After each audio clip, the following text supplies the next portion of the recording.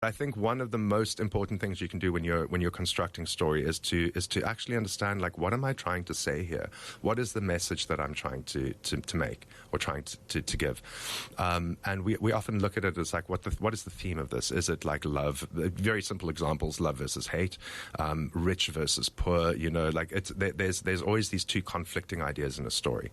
And I think if you can start to nail those things down, you've got the start of a good story.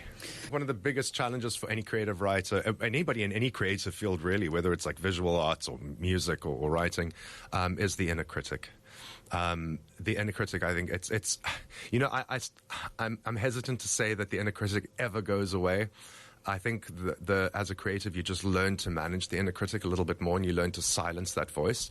Look, when we're constructing a narrative, even if that narrative comes from like a very deep place inside of us, one of our own personal deep anecdotal stories, something that happened to us, at the end of the day, essentially, it's not real. You're writing a story, You can start to have a real empathy for these characters. You can start to become incredibly invested in their journey. But nothing, and it's one of the things I mentioned to my writing students as well. You're not carving this in stone. You can go back. You can backspace on the computer. You can use an eraser. You can undo it, and you get as many do-overs in this one as you like. At the end of the day, it's not real. So have fun with it, explore it, play around with it.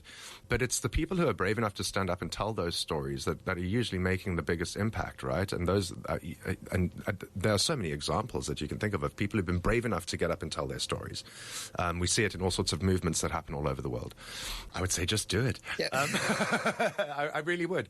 Look, I mean, it's being a storyteller and working in the arts, there's always going to be an element of having to prove yourself and having to find a space where you can explore this in a safe way.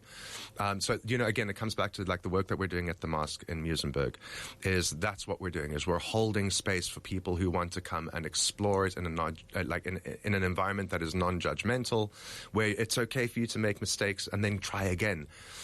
So I think, creating like a little community around you who have a shared interest in expressing themselves, whether it be through music or through writing or through dance or whatever it might be.